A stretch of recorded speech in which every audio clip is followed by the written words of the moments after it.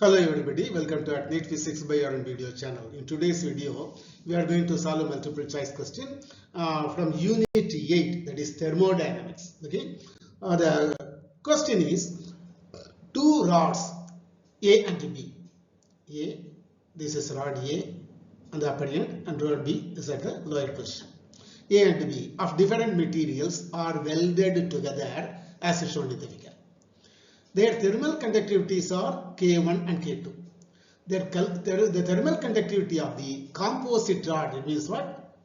Together, this term. So this is a composite. This is the unit. Okay. The thermal conductivity of the composite rod will be how much? Okay. So this question has been asked in the NEET examination in the year 2017. So as usual, we are having four options: 3 into K1 plus K2 divided by 2, K1 plus K2, 2 into K1 plus K2, K1 plus K2 divided by 2. These are the four options. So you know that the rate of flow of heat energy is given by the formula Q by T. Q is the heat energy and T is the time taken. So it gives the rate of flow of heat energy. This is equal to K into, this is the general formula, K into A into T1 minus T2 divided by L. What is K? Thermal conductivity of the material. A, area of cross section of the body. T1, temperature at the hot end. T2, temperature at the cold end. And L is the length, rather to say thickness of the material. So in this case, the symbols may be different. Okay.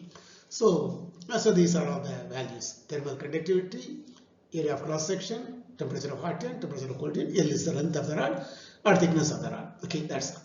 Now Q by T of C. What is this Q by T? So rate of flow of heat energy for the composite is equal to, it will be the sum of the rate of flow of heat energy conducted by rod A and conducted by heat energy conducted by rod B. Is it not? So Q by T of C, that is composite, is equal to Q by T of A plus Q by T of B.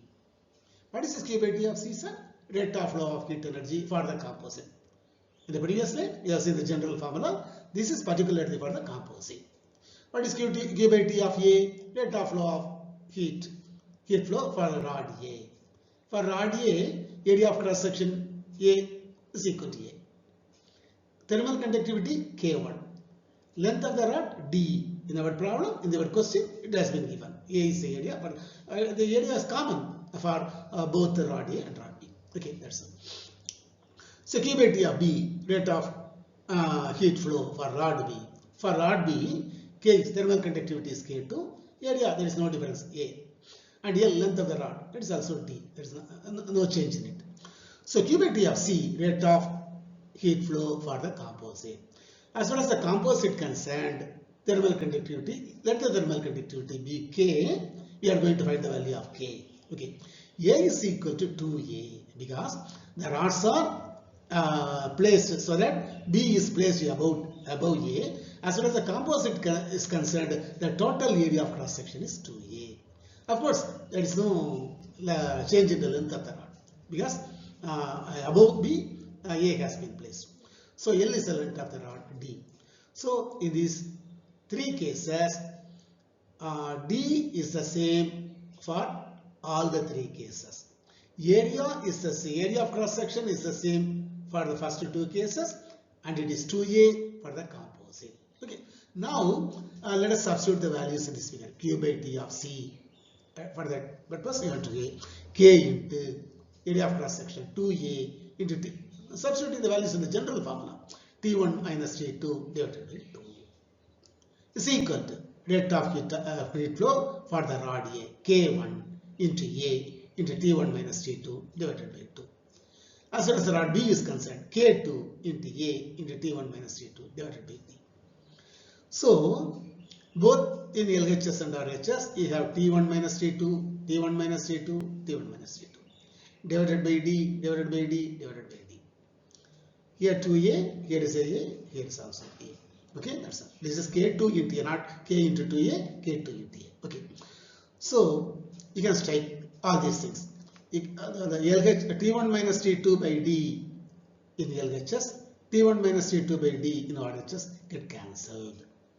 Also A in LHS, A in RHS also got cancelled.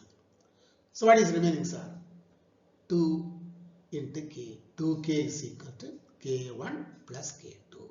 So 2K is equal to K1 plus K2. That is K is equal to K1 plus K2. You bring this to the other side. K1 plus K2 by 2. So that thermal conductivity of the composite K is equal to K1 plus K2 divided by 2.